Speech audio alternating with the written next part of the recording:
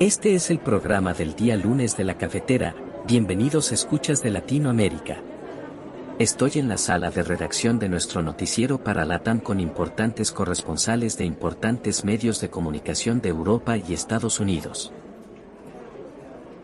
El secretario general de la ONU, Antonio Guterres, advirtió este lunes desde Japón que cualquier ataque a una planta nuclear es una misión suicida, tras el bombardeo la semana pasada de la planta atómica de Zaporilla, la mayor de Europa. Sin señalar responsables, Guterres hizo un llamado a los países que poseen armas nucleares para que se comprometan a no usarlas, advirtiendo que de no ser así, esto supondría la destrucción del planeta. El pasado viernes se produjo un ataque contra la central nuclear de Zaporilla, controlada por Rusia prácticamente desde los primeros días de su campaña militar en Ucrania, y del cual Moscú y Kiev se han acusado mutuamente.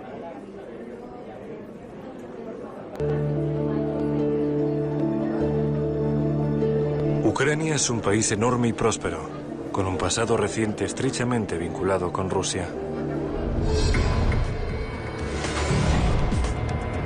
En el 2014, el golpe de Estado divide Ucrania y lleva una guerra fratricida en el Donbass, que dura hasta el día de hoy.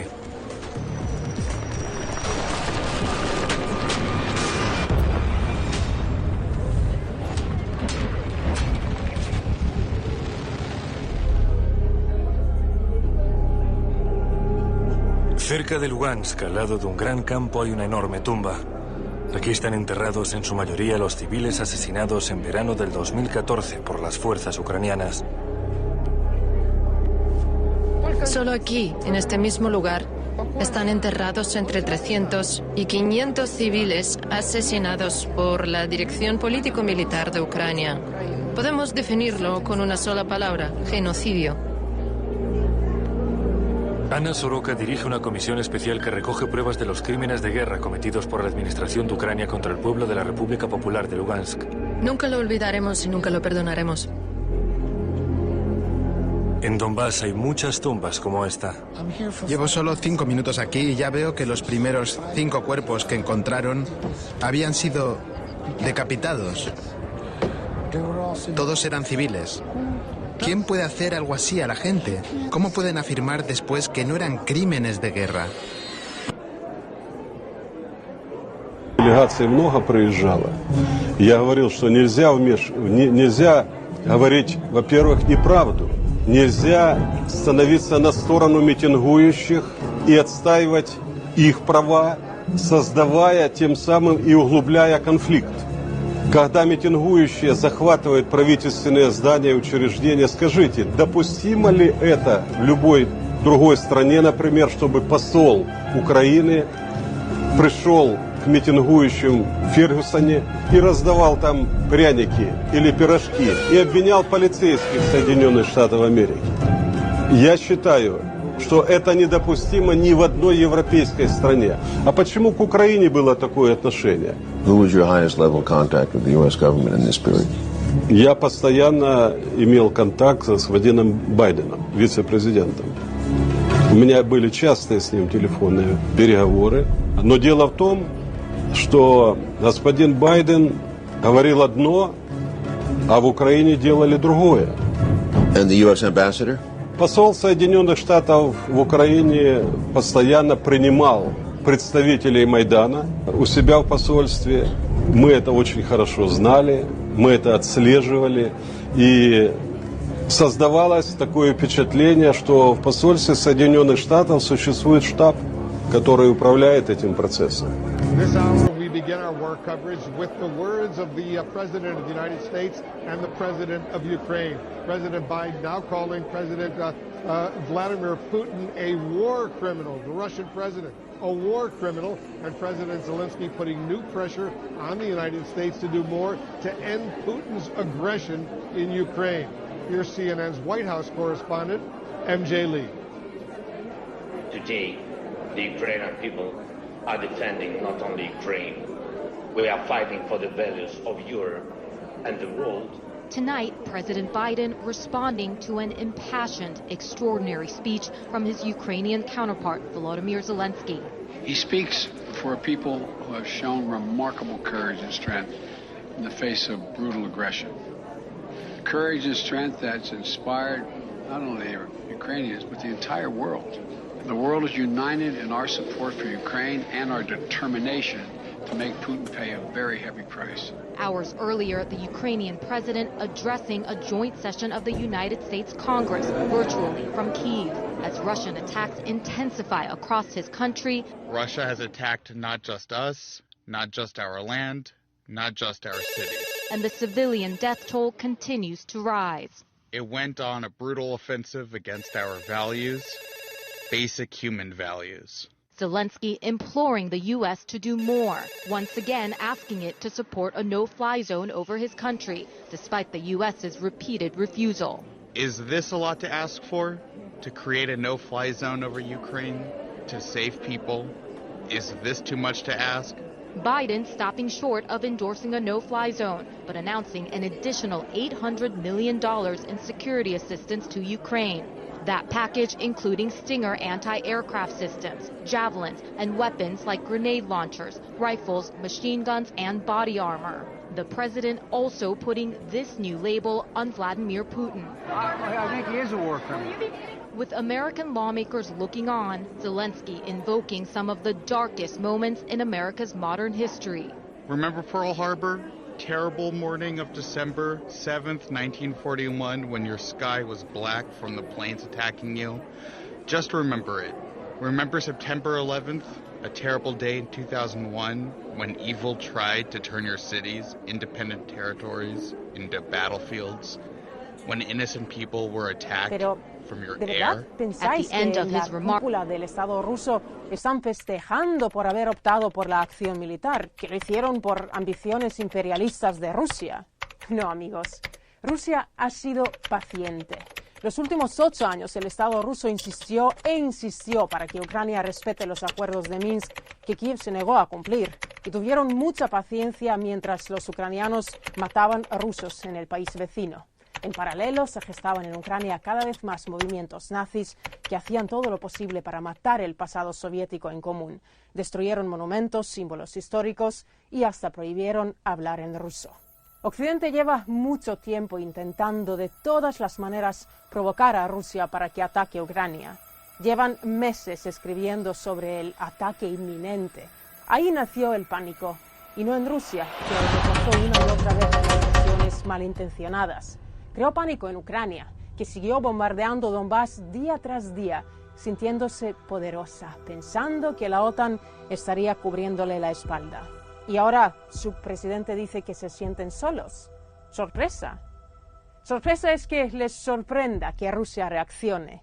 Años provocando a uno de los países más poderosos del mundo, desafiando los acuerdos alcanzados, rompiendo las promesas, y ahora se sorprenden. La OTAN prometió no expandirse y lo hizo, sin tapujos, y cada vez está más cerca de las fronteras rusas. Llegó el momento de decir basta. Y sí, duele. Rusia busca poner un freno a la OTAN y su soberbia imperial. Muchos de los que ahora gritan no a la guerra son los mismos que promovieron la expansión de la OTAN, los que organizaron una revolución sangrienta en Kiev y los que armaron y siguen armando a Ucrania.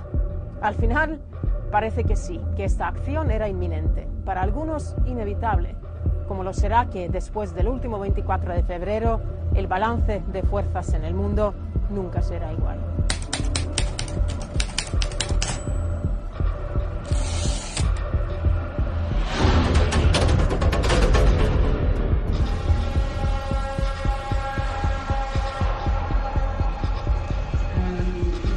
Stop escalating the war.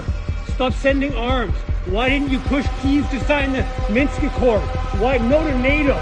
Shame on you. You're going to push us to World War III. Shame on you. No to war. No to escalation. Stop sending weapons. Stop training the military. Stop using Russia or stop using Ukraine as a proxy against Russia. No to NATO. No on l'OTAN. No on l'OTAN. No a la guerre. No a l'escalation. Stop using Ukraine as a proxy against Russia. Stop using Ukraine as a proxy against Russia. No to war. No to NATO. no doubt about it, we're living in times of catastrophic crisis where the lives of innocent civilians are sacrificed in the wars of their masters. Yes, in Ukraine, but not only. Since the last plenary, tens of thousands of Afghani citizens have been forced to flee in search of food and safety. 5 million children face famine, an agonising and painful death, a 500% increase in child marriages and children being sold just so they can survive, and not a mention of it, not here, not anywhere. No wall-to-wall TV coverage, no emergency humanitarian response, no special plenaries, not even a mention in this plenary, no Afghani delegations and no statements. My God, they must be wondering what makes their humanitarian crisis so unimportant. Is it the colour of their skin? Is it that they're not white, they're not European, that their problems come from a US gun or a US invasion? Is it that the decision to rob their country's wealth was taken by a despotic US president rather than a Russian one? Because, my God, all wars are evil and all victims deserve support, and until we get on that page we have no credibility whatsoever. El secretario general de la ONU, Antonio Guterres, advirtió este lunes desde Japón que cualquier ataque a una planta nuclear es una misión suicida, tras el bombardeo la semana pasada de la planta atómica de Zaporilla, la mayor de Europa. Sin señalar responsables, Guterres hizo un llamado a los países que poseen armas nucleares para que se comprometan a no usarlas, advirtiendo que de no ser así, esto supondría la destrucción del planeta. El pasado viernes se produjo un ataque contra la central nuclear de Zaporilla, controlada por Rusia prácticamente desde los primeros días de su campaña militar en Ucrania, y del cual Moscú y Kiev se han acusado mutuamente.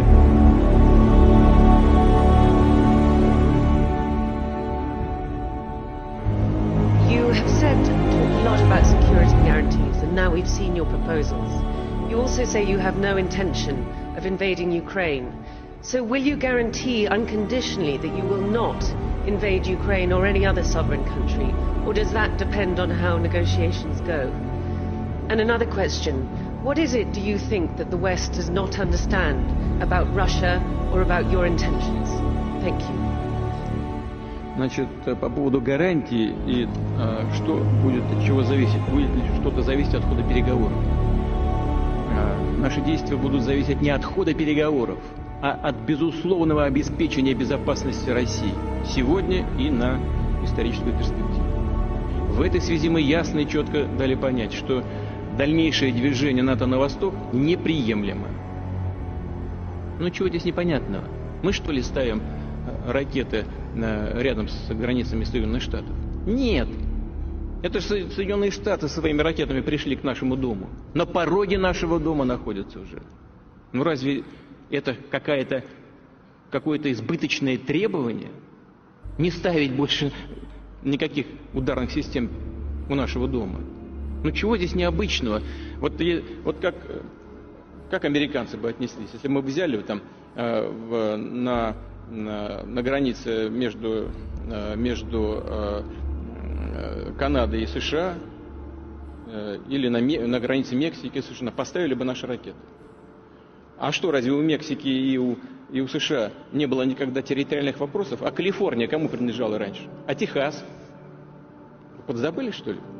Ну ладно, все затихло. Никто не вспоминает про это, так как вспоминают сегодня про Крым.